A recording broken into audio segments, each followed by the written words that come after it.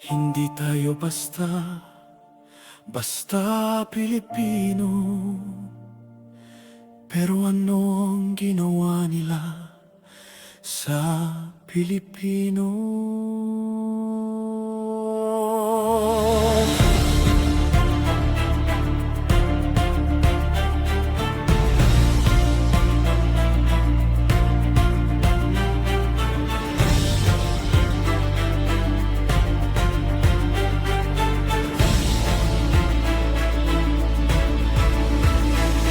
Nagsisigaw ka ng kalayaan sa bawat daan, pero lihim mong ninakaw ang kaban ng bayan. 600 milyon saan pumunta? Pundo ng batang nagugutom, pinagnakawan nila. 3 krimen sa ICC, napatunayan na mga dukhang pinatay. Walang warrant, walang awa.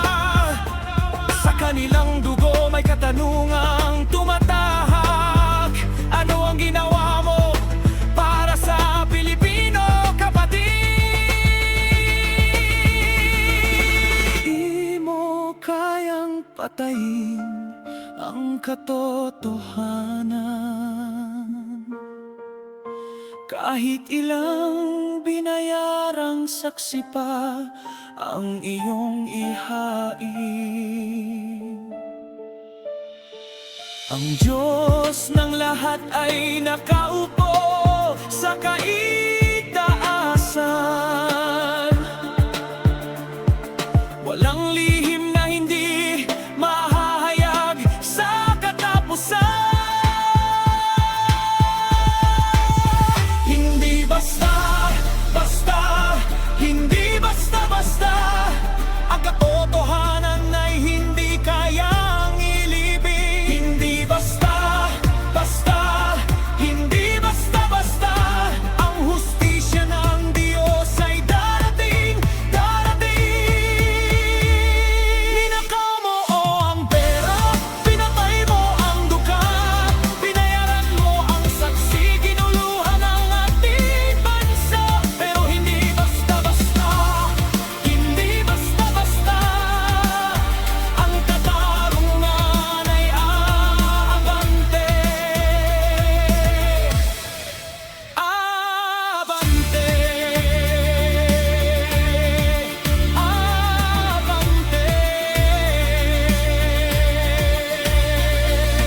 Pag nag-ICC, nagtatago sa Senado, mga kasamahan ginawang kanlungan ng tahanan ng bayan natin. Nagpaputok ng baril sa loob ng kapulungan para makatakas ang fugitive. Ito ba ang dignidad ng Pilipino?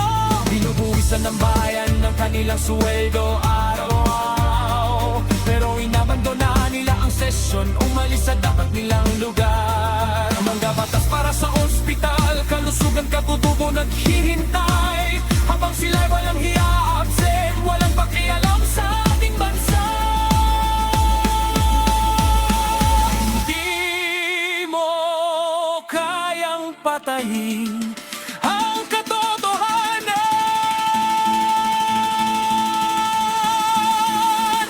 Sa abang mga gumagawa ng kasamaan na nagdadala ng pagdurusa sa mahihirap at dukha. 1 at 10, 1 at 2, ito ang salita ng Diyos na totoo.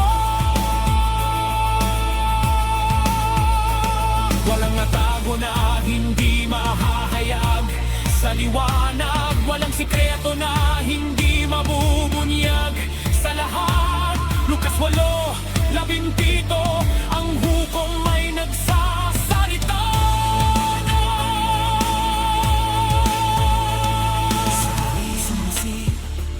Napatunayan na ang kasalanan sa ombudsman. May mga kaso ng inihain sa Sandigan Bayan. Nagbibigay na ng warrant.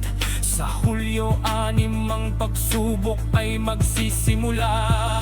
At ang Diyos ng lahat ng bansa nakaupo sa kanyang trono, higit pa sa bawat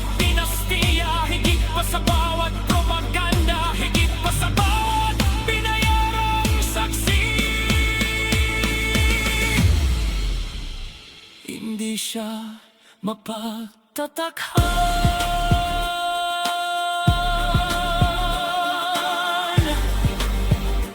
Hindi siya mapagkatotohan.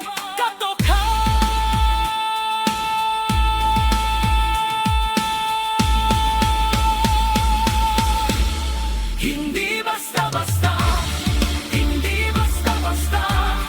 Ang katotohanan ay hindi kayang ilibig. Hindi basta-basta, hindi basta-basta.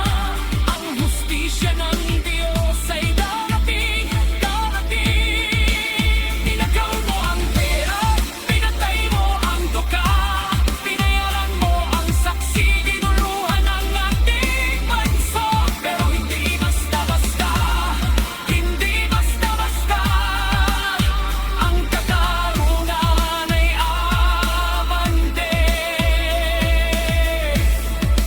abante, abante. Ang tila pagmamahal sa Pilipinas ay pagtayo para sa katarungan, laban sa magnanakaw, mamamatay tao at sinungaling. Sa ngalan ng Diyos, mananalo ang katotohanan. Mananalo, mananalo.